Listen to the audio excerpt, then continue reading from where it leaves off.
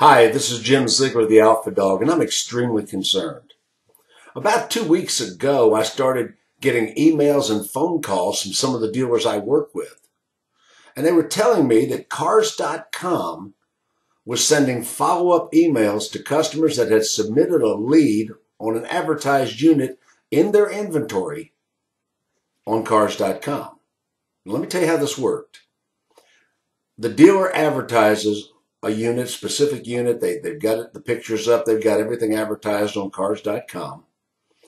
And the consumer submits a lead, an interest in buying that car. And at that point, within 48 hours, Cars.com is sending the dealers a follow-up email suggesting as many as 8 additional units at competing dealerships. Now, the customer had already made a choice. They'd already submitted a lead on a specific unit. The dealer had paid to advertise that unit. That was that dealer's paid lead at that point. Cars.com has no way of knowing whether or not that dealer had a deal working with that consumer. They don't know if that consumer had already bought a car. And in one case, the 8 additional units they submitted were actually at a lesser price than my advertised dealer was advertising. So in other words, they submitted 8 cheaper cars, which could create distrust and dissension with the consumer, especially if they'd already made a deal.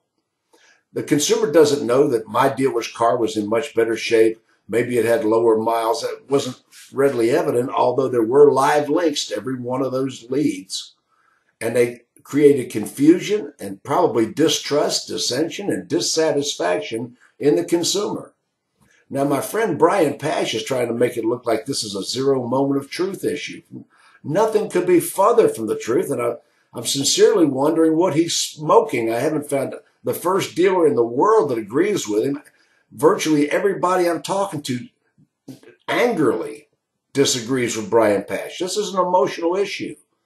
Here we've got Cars.com sending our customers to other dealers after they have made a lead, maybe made a deal, maybe had a deal working. Cars.com doesn't know that. They've got no right, in my opinion, to send that follow-up email. And guess what? The same dealer received a second follow-up email to the consumer, because this was a test lead, a second follow-up that didn't even mention the original car he advertised, but served up an additional 8 units at competing dealers. So in other words, here's Cars.com taking your money. You fulfill your obligation to hit on a specific unit, and then they ship your customer elsewhere. The zero moment of truth came and went. That customer had made a decision. This was not, it's still in the shopping process. They don't know where the customer is in the process. And they're taking it upon themselves to ship that customer elsewhere.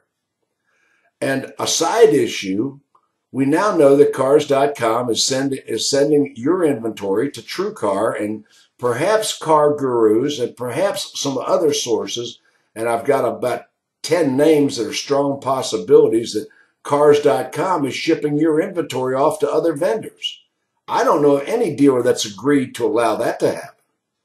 And the point is, they've taken it upon themselves. They've got road loans, and we already had the road loans issue back during the convention, and I'm sure that is not completely resolved. We haven't tested it lately.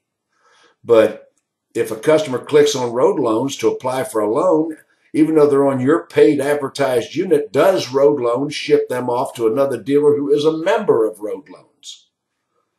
Cars.com and to a large extent Autotrader.com, I've got to get their ducks in a row because a lot of the practices that I'm seeing, I believe, personally are very anti-dealer.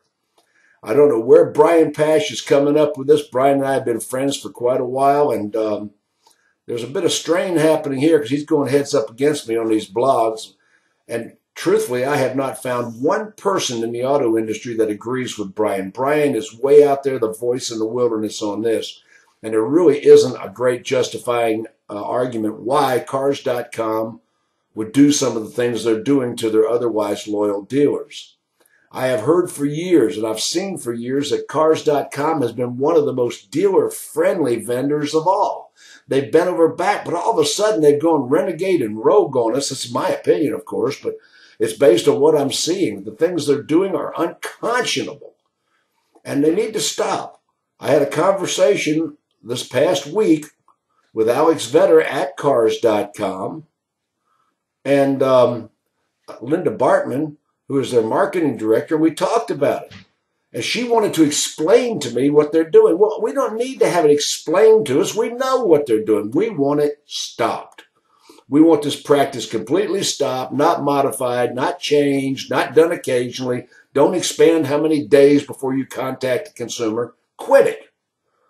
If that consumer resubmits to Cars.com, then that becomes your lead again. But when they submit on a specific lead on a specific car to a specific dealer that dealer paid for, that is that dealer's lead. There's no zero moment of truth issue here or anything else that you can fabricate or concoct, no matter how many talking heads and voices you put out there. Cars.com, quit it.